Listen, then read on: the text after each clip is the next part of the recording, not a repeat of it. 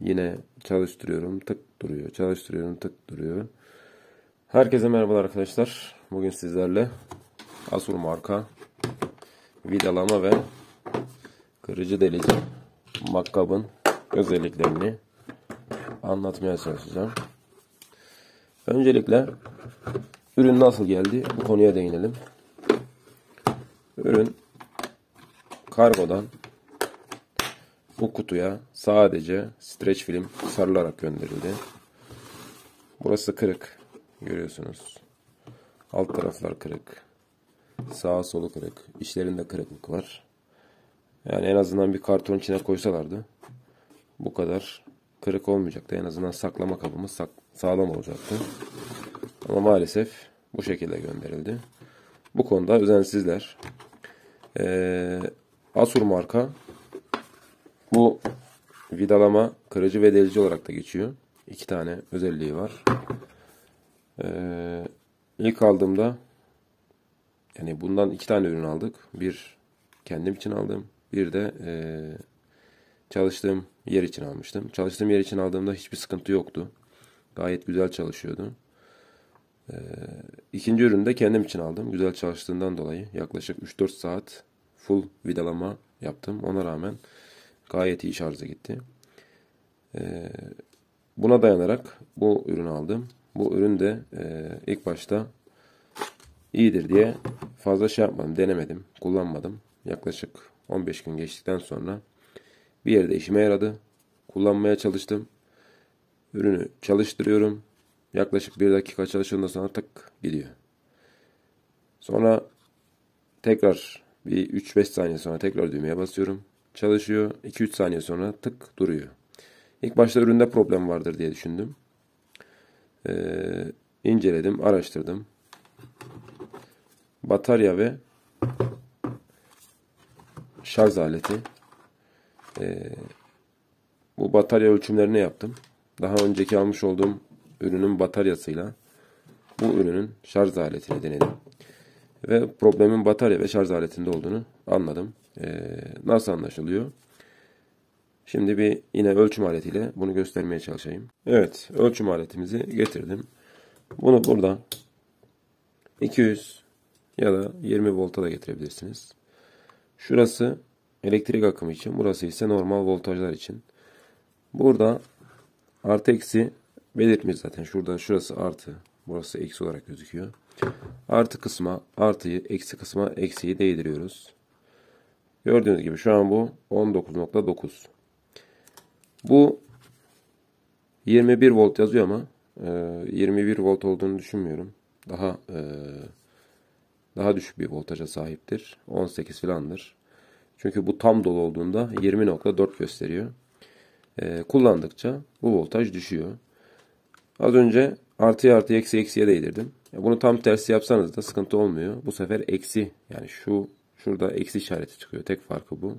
Eksi 19.9, değerler değişmiyor. Yani bunu buraya yanlışlıkla yanlış yere değdirirsek herhangi bir sıkıntı olur mu diye düşünenler için söylüyorum.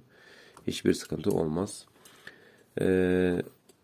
Diğer ürün, yani bundan önceki ürün, bu bozuk olmayan bataryamızda 14'tü. 14 ürün için oldukça düşüktür. Yine şu bataryamızı da gösterelim. Bu gördüğünüz gibi 20.1, yani bu şarjı dolu demek. Muhtemelen bu 18 voltluk bir ürün. Yaklaşık 10-15 tane duvarda rahatlıkla delik açtım. Daha fazla da açmak istemedim. Yaklaşık 3 saat vidalama yaptım. Kullandım bunu. Yani ürünü, şu bataryalar değiştikten sonra bu iki bataryada 14 volttu. Bunları garantiye gönderdim. Garantiden tekrar bana yeni batarya gönderdiler. Onu da denedim. Yine aynı problem verdi. Yine çalıştırıyorum, tık duruyor. Çalıştırıyorum, tık duruyor. Onun da ölçümünü yaptım. O da aynı değeri verince bu sefer garantiyi dikkatlice bilgilendirdim. Dedim böyle böyle. Bu bataryalarda problem olabilir. Lütfen bataryanızı, ölçümlerinizi yapın ya da deneyin. Ondan sonra gönderin. Yani sıfır batarya göndermişler. Direkt alıp kutuya koyup göndermişler. Sonuçta o bataryalarda bir ömrü var. Kullanılmasa da kendi kendine deşarj olup bitebiliyor. Üçüncü ürün, yani bir gönderdim. İkinci üründe bu ikisini gönderdiler. Çok şükür bunlarda sıkıntı yaşamadım. Ve bu kullanıcı deneyimini de sizlere anlatmaya çalıştım. Şimdi gelelim ürünümüzü tanıtmaya. Evet arkadaşlar, öncelikle böyle bir ürün geliyor. Burada iki tane seçeneği var. Biri vidalama ve birisi de darbeli. Yani bu da duvarı, tahtayı veya herhangi bir nesneyi delmek için. Bu delme işleminde şuradaki tığları kullanabilirsiniz. Ya da daha kaliteli. Ben mesela şöyle kaliteli bir tığ kullanıyorum. Ekstradan aldım. Onlar kaliteli olmayabilir diye kullanmadım. Burada hangisini kullanmıştım onun ölçümünü de yapalım. Sonra bunu kullanmamışız. Bunun şarjı full. Şunu bitirmeye çalışalım. Bunu bu şekilde takıyoruz. Ve çalıştırırken şurada bir ışığı var. Bu ışık gerçekten, hatta çalıştırmadan da şöyle hafif dokunduğunuzda yanıyor. Bu şekilde ürününüzü çalıştırıyorsunuz. Bir de bunun vidalaması var. Tabi bunu bunda kullanamazsınız. Burada vidalama başlığımız var. Bunu takıp vidalama başlığımızda bu şekilde takıp ve kullanıyorsunuz. Çift bataryalı.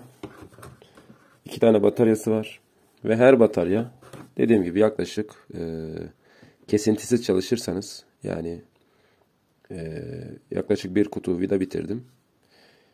Vidalarken bir de ahşap, kalın bir ahşaptı. Yaklaşık 1,5-2 saat gidiyor her bir şarjı. Bunu neden aldım? Bunu özellikle delmek için. Yani ufacık bir tane delik açacağım. Sallıyorum uzak bir yerde. Uzatma kablosuydu, elektriğiydi. Bu problemlerden kurtulmak için bu ürünü aldım. Ve şu an gerçekten işimi fazlasıyla görüyor. İstediğim yerde kullanıyorum. Yani elektriğin olmadığı her yerde. Şöyle bir özelliği de var. 12 voltluk bir ürün olduğu için güneş panelinden şarj ediyorum ve tekrar takıyorum ve tekrar kullanıyorum. Yani 220 volta gerek duymuyorum hiçbir zaman. Bu da bir makkab için çok önemli, veya bir ıssız bir yerdesiniz veya elektriğin olmadığı bir yerdesiniz. Böyle bir ürüne ihtiyacınız var. Çift batarya, birini kullanırken diğerini şarj ediyorsunuz. Bu yönüyle de çok çok iyi. Burada uzatma başlığımız var ürünün içinde. Şurada yıldız, düz, yine farklı böyle tork uç mu diyorlar buna. Çoklu yıldız da diyebiliriz ama buna tork diyorlar diye biliyorum. Ve delici başlıklarımız var. Delici kırıcı başlıklarımız var. Hem vidalama açısından hem de kırıcı delici özelliği açısından gerçekten kullanışlı. Dediğim gibi sizde de aynı sorun olmuştur veya oluyordur. Bunun için özellikle bu videoyu çekmek istedim. Ürününüzü aldınız, bastınız, tık tık dedi. Yani şuradan tık tık dedi ve durdu. Eliniz tetiğe basılı ama ürün duruyor, yani şarjı bitmiş oluyor. Üründe sıkıntı yok. Bataryayı garantiye gönderin. Bataryada değişimini yapsınlar ya da varsa tamiratını yapıp gönderecekler. Bütün mesele bu kadar. Yoksa makinenin kendisinde hiçbir sıkıntı yok. Tamamen bataryayla alakalı bir durum. Şöyle bir şarj aletimiz var. Şarj aleti, bunu şarja takıyoruz. Burada kırmızı ışık yanıyor. Bu tamamen şarj olduktan sonra bu ışık yeşile dönüyor. Bazılarında yorumlarda okudum, bazılarında yeşile dönmüyor, kırmızıdan devam ediyor. Ama yaklaşık 2,5-3 saatte bir bataryanız şarj oluyor. Ondan dolayı eğer kırmızı da olsa 2-2,5 saat sonra, yani maksimum 3 saat sonra bataryanızı fişten çekebilirsiniz. Ya da uzun sürede kalabilir. Biyon pil olduğu için yani şarjda fazla kalmasının bir sıkıntısı olmuyor. Şimdi hem kırıcı delici bir kaç tane deleceğiz hem de vidalama yapacağız. Bakalım performansını nasıl bulacaksınız. İlk önce delmek istediğiniz yeri bununla ucunuyla şöyle küçük bir delik açabilirsiniz. Hemen gösterelim.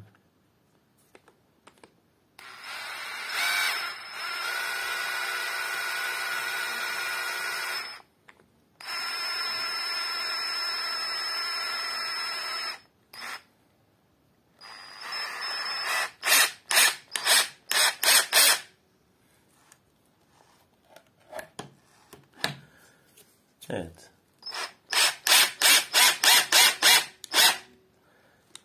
Gördüğünüz gibi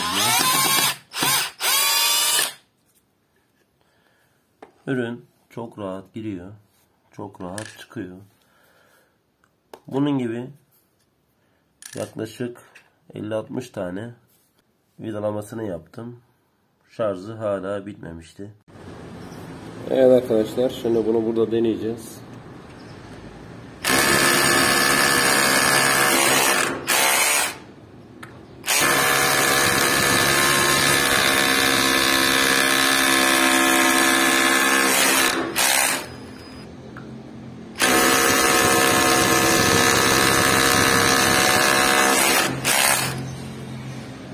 Gördüğünüz gibi 3 tane deliği kusursuz açtı. Şimdi bunu bir de betonda delelim. Kolonda deneyeceğim. Burası kolon.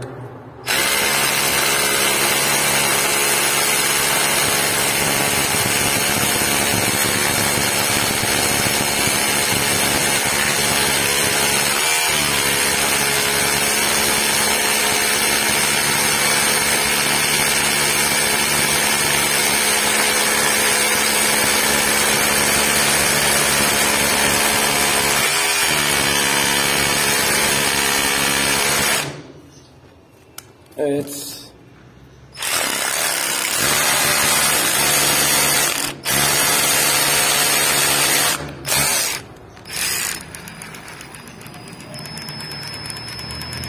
Gördüğünüz gibi şuraya kadar, şu ucun sonuna kadar betonu da deldi kusursuz bir şekilde. Burada da geriye doğru sökmek istediğimiz ürünü geriye doğru çıkarıyor.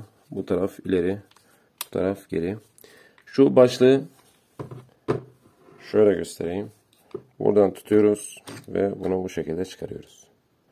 Sokarken de bunu tekrar çekmeye gerek yok. Bunu direkt şöyle yanlış oturtayım. Böyle oturmuyorsa şöyle döndürüyorsunuz. Oturana kadar döndürüyorsunuz. Oturdu. Çıkarmak istediğinizde de bastınız, çıktı. Bu kadar basit. Aynı şey bunun için de geçerli. Bunu buraya koydunuz. Oturmuyor. Döndürün. Oturdu. Tekrar bastırın. Hop, açıldı. Bu kadar basit.